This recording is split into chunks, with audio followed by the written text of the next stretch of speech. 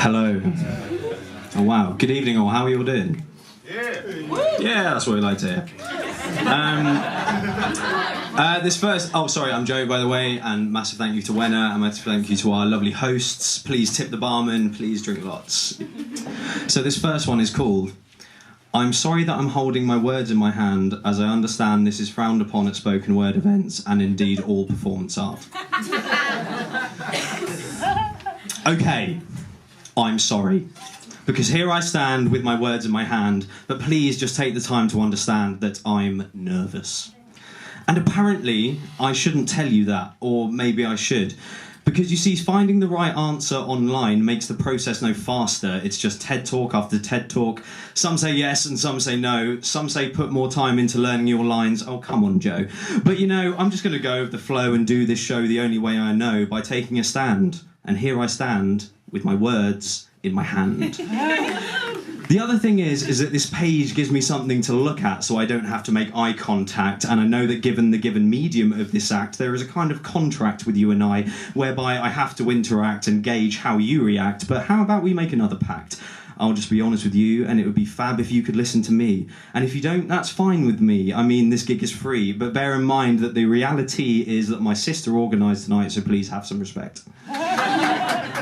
And don't expect me to reject this concept, because I'll get upset. So here I am, and here I stand with my words in my hand. I'm holding these because there's an inner scream in me which romantically exposes my inner anxiety whenever I speak out loud. I get scared, you know, with what I'm talking about, and though what I'm doing right now is what I want my life to revolve around, I can't ignore that sound, which is there when all other sound isn't.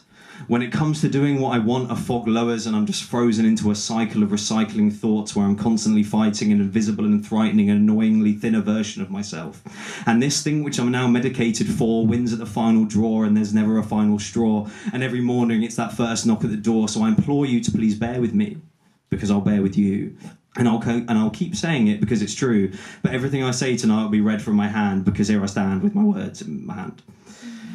I guess what I'm saying is that these pieces of paper act like a filter from my brain to my mouth to you. And what I'm trying to do is stop my brain from doing what it always wants to do, which is go off piste and ultimately leave me and you with the least possible amount of respect for me, because I'm terrible at articulating myself. When I try to enunciate the inner droll, the words and grammar unravel and scramble out of my mouth like an incomprehensible scroll, and the meaning just gets further and further away until I start sounding cray. Because I'd rather that when I spoke I sounded really cool and woke, so believe me, this isn't a joke. I swear on my mother, and I raise my hand.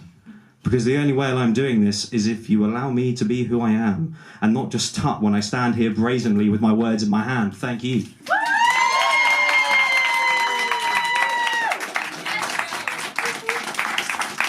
All right, thank you so much. That really wasn't ironic. I do have lots of words. Okay, so bit of context to the next couple. About 8 months ago, I had a mental breakdown. Yeah, that's right. I thought there might be some cheers, which would be really confusing. So here's a couple of poems about that. This one is called "The Problem with Dating and Depression." Yeah, there we go. Well, so, problem number one has to do with the medication they put you on. To put it bluntly, it actually only affects your ability to get hard minutely, but it does make it very, very hard to come. So in that sense, before you even start, you're done. So yeah, that's problem number one.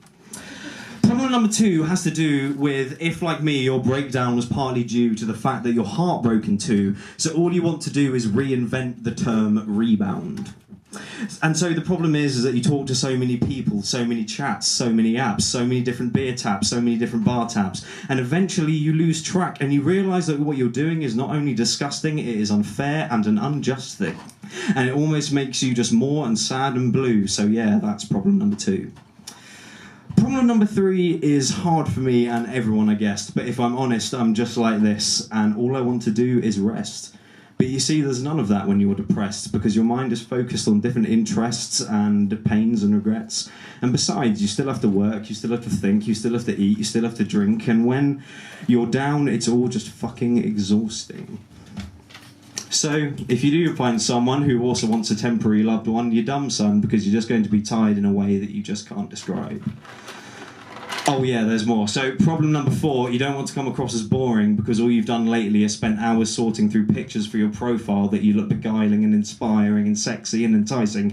So your bite's really got to be better than your barking when you meet them for real. So when they ask you how you've been, what you've been up to, what art you've seen, what bars you've been to and what you into, what can I say? Because I don't want to lie, but if I tell the truth, I'll cry. Because the truth is just like my diagnosis, it's corrosive to the social interactions. And if I talk about my general lack of satisfaction and this perpetual lack of any type of action or incitement or love or fun or inspiration or energy or the ability to talk about anything, so what do you say? And then you realise, because you have to say something, so you tell them everything. You tell them the whole thing, start to finish, and yes, the continued contact between some will drastically diminish, because let's face it, it's a weird thing to say on a first date. But I'm so grateful, because to everyone who sat and listened to me, who were kind, who took the time just to sit and smile for a while, to share the load of a sad stranger. And I thank you, because even though you won't remember, in some small way you helped me out of the danger zone. And even if it was just a few hours of an evening, it was nice to not feel completely alone. Problem number 5 is that dating in London is really expensive. Thank you.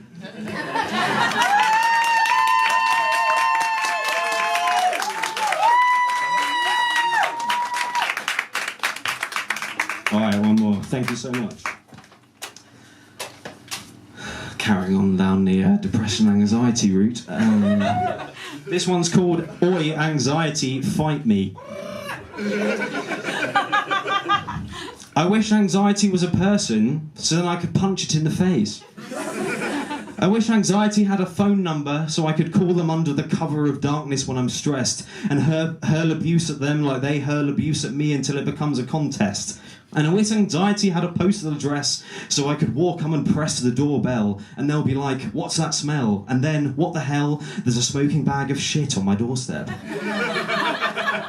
I wish anxiety and depression were like a messy mission on Call of Duty or Counter-Strike, where I'd be able to die loads of times but still be able to translate my angst into rhymes, and in that cyclical game be able to find the time to rationalise and compartmentalise all of these spewing diatribes so I can try and hide what I really feel inside. I wish anxiety had WhatsApp, so then I could open up a group chat so a few of us could attack the way this twat disease interacts with us. And know in the chat there'll be no cause for fuss, because there'll be a distance and a trust that we'll keep civil, but I think we all know that's asking too much.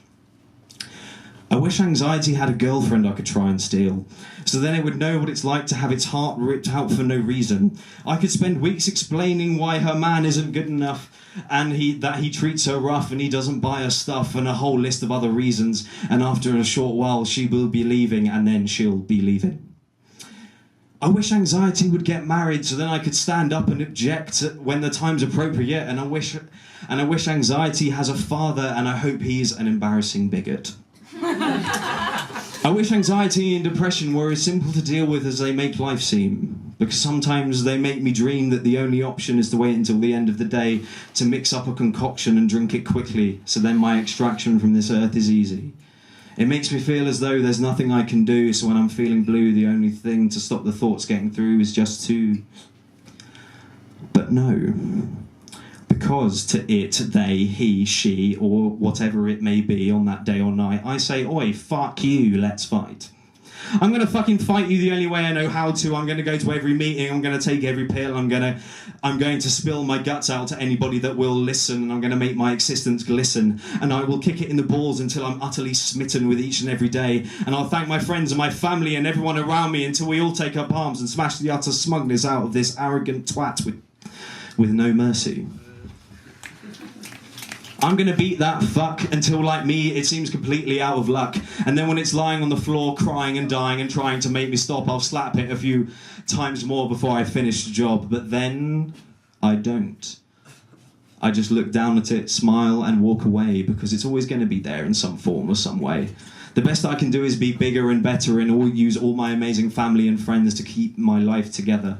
Because I can try and curb stomp this mother until it's dead and undercover, but the best thing I can do is take time for myself and manage my mental health. And if it ever comes back, I'll just cut its head off and hang it on my fucking shelf. Thanks.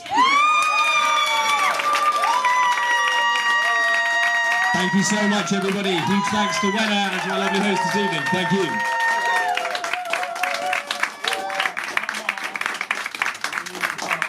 Well, that's slightly overwhelming. Yeah, my far more talented than me little brother, everyone. That was amazing, and I hope that if both our parents had come along, and despite having 2 kids with diagnosed mental health issues, that they would still be very proud. Thank you so much, Joe. Very, very proud.